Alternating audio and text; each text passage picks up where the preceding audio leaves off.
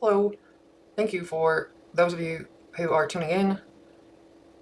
Today I want to talk a little bit about the conflict between Russia and Ukraine that's been going on for over 3 years now. I've known about it, of course, but it's only more recently that I've started to pay a lot more attention to it.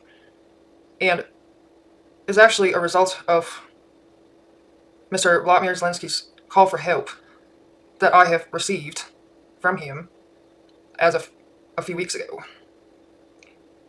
So I want you to know that Zelensky's mind is actually very similar to mine, and he's aware of my existence, roughly speaking.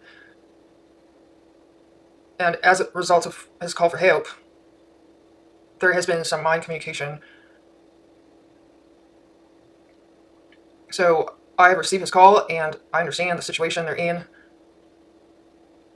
And every time I listen to him, it's like my heart just breaks because of how much tragedy is happening there. But most people are cut off from it because they're not there, and also spiritually speaking, they're not aware enough to feel it. But because of where I am spiritually, I immediately picked up on the amount of tragedy happening there. And he's doing the best he can to form allies and diplomatic relationships wherever possible to help his people. And to me, really, his people are fighting for everyone else who's not on the front lines. Everyone else that shares similar democratic values, who similarly oppose Vladimir Putin's regime. So, to me, he's fighting for all of us, and I think that's the message he's trying to deliver to people. Because it's very easy for people to paint this war as just between Russia and Ukraine, like a local war.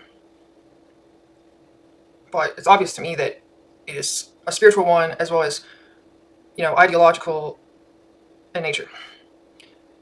So fundamentally, it's because Vladimir Putin is running a deeply corrupt, authoritarian regime in Russia, and his corruption and his mind cannot tolerate someone like Zelensky, who is essentially Christ's mind. He's basically dealing with a demon, and one of the most severe one at that.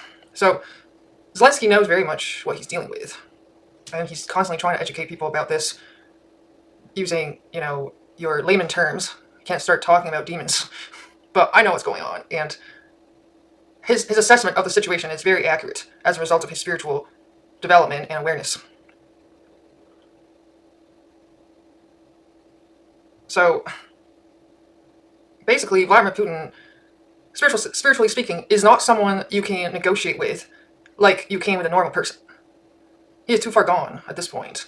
I've looked into his biography and documentaries on him, and it's not hard to find out that he is deeply corrupt and running a death squad inside his country to silence opponents of any kind, and has no shame about killing people and, running propaganda media to brainwash the population into supporting this war. So to me, he doesn't care about the people inside Russia. That's just a story and narrative he's using to remain in political power and his position. And he has such a big ego that he is not going to be stopped on his own accord. And so, because he was so clever and able to carefully craft this narrative that this war is justified in terms of that Ukraine is not supposed to be independent in the first place, that he's invading them because of threats of NATO, like all of that is a total exaggeration to me, just to justify his imperialist agenda. But really what's happening is he's massively triggered by the democratic movement in surrounding states and countries that do not want to be a part of his regime and oppose him. And he's very triggered by that. So that's really the reason why he wants to annihilate them. There's just no spiritual compatibility there whatsoever.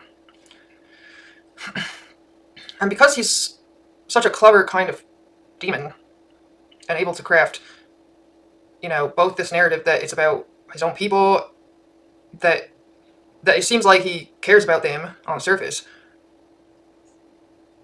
and his ability to silence any opponents who can see through his bullshit.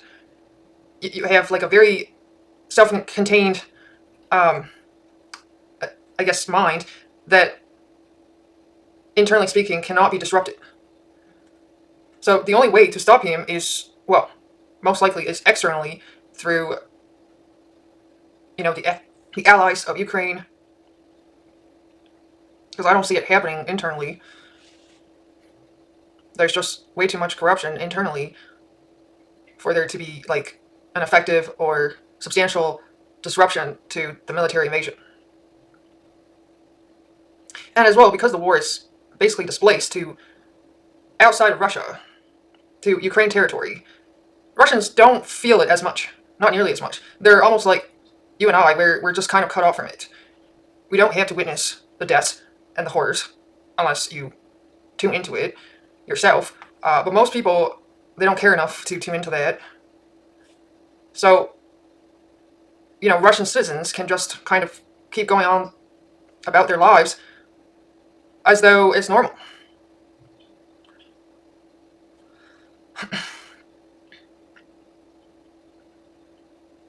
So, my conclusion is similar to Zelensky's, is in that I think Putin can only be stopped by force of enough external pressures through military means, actually.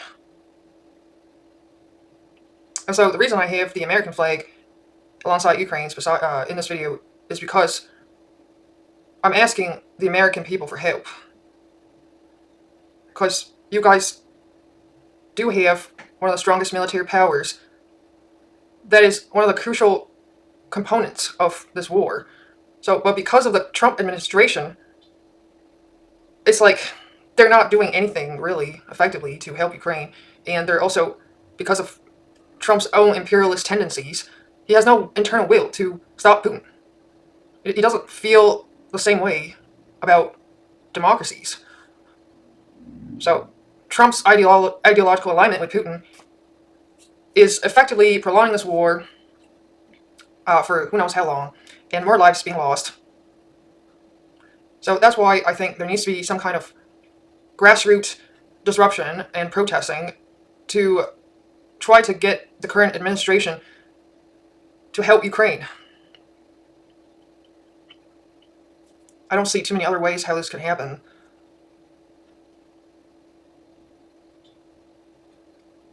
So yeah, to me, it's a very dire situation. Like, people are just dying all the time, and they're just pawns in this game of Vladimir Putin's.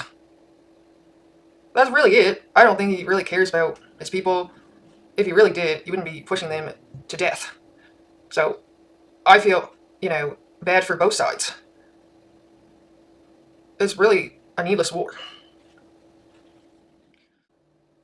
So, anyways, some things I recommend to do in order to help Ukraine where you can is to first of all get educated to the extent possible, and I will be recommending some channels at the end here. So first of all, just educate yourself enough so that you can bring it up or basically be on the right side. And you can't really make that call unless you get educated. And part of that, to me, is to study the biography of Vladimir Putin. Because, to me, he's really the one that has the most responsibility for this invasion. Basically, the one to blame. And so unless you understand what kind of character he is, you're not going to be able to form, like, an opinion that's based in truth. Your mind's going to be too swayed by his manipulations. Like, he's a master manipulator and trickster. That's the kind of character he is. It's like he has this ability to mind control the masses, is what I'm trying to get at. And then, so, as you get educated on it, then you're in a place to potentially inform other people. You can bring it up in conversations, casually, just to alert people to what's going on, because again, the vast majority of people are not paying attention. They're just going on about their lives. and pretty much insulated from the devastations of this war. So just to make people alert of it, where you can in social settings, can help a long way, and plant those seeds. Like, even if someone doesn't agree with you right away, you can still plant some seeds to begin with. And then, if you can, where possible, to fight misinformation and disinformation that happens a lot online, for example. And to support like high quality information sources, which I'll be recommending at the end. Because yeah, it's very easy to get lost in the noise. There are a lot of Putin propagandists out there, and part of it is they themselves don't understand and are tricked and fooled by this being. And they're perhaps spiritually too aligned with him to see the bullshit. As well, you can just, in general, raise flags to support Ukraine. Like for me, I put flags up in my car as well. And then another idea is to put up posters, like anonymous information posters on bulletin boards, street posts, signposts, and to, raise awareness. That's something I've been doing personally. And then also, if you are in a position to financially contribute to help Ukraine, to me that's like for me, it's a bare minimum I can do, because I'm not on the front lines. Like, I have it so much easier compared to these people. So to me, the minimum I could do is to contribute financially. Like, that's the easy part. If you have the means to, of course. So if you have the means to, that's really the easy part. So to me, it was just no-brainer to contribute financially. And I recommend United24, which I'll link below. That goes directly to the Ukraine government. 100% of the proceeds goes to the government. There are other sites and fundraising options, but this one stood out to me as being the most direct. Yeah, so those are some ideas, and you might have others. And of course, you can join like local Ukrainian organizations and rallies. There's always something going on. Or you can start one yourself. May not be too easy depending on where you live. But yeah, I will give my shout-outs to some channels.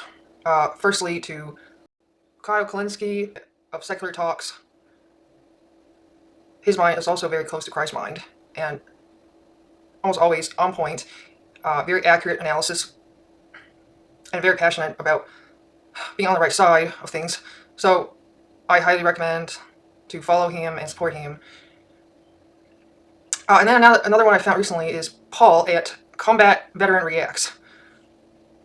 So his channel focuses on this conflict, and because his mind is also close to Christ's mind, does very accurate analysis of the situation, and he also analyzes like reports from the field. So very excellent information source to check out and support if you can. And then a couple others is Briar Tyler Cohen and Ben at Midas Touch Network. Those are two other channels I frequent and appreciate their work. And then as well, I highly recommend you to follow President Volodymyr Zelenskyy himself. I know it can be hard to listen to him because he is obviously suffering all the time, and if you're spiritually sensitive, you will feel that. So, but he also gives very accurate analysis of what's happening. And I will also link an interview he had with NBC that I think is very good to watch to understand the situation better. I guess I will give my thanks to all the European leaders who are choosing to support Ukraine at such a crucial and difficult time. Things would be a lot worse if you guys aren't standing with Ukraine. My thanks to Justin Trudeau, who recently had to step down. He was also a passionate supporter of Ukrainians. And as well, it seems that Bernie Sanders and AOC are back in, hardcore rallying mode. So that's very nice to see and gives me hope with what's happening in the US right now. And so I would recommend to support them and show up to those rallies if you can. yeah, so those are some people I recommend you to follow, both in regards to this conflict and just in general. These are people very close to Christ's mind.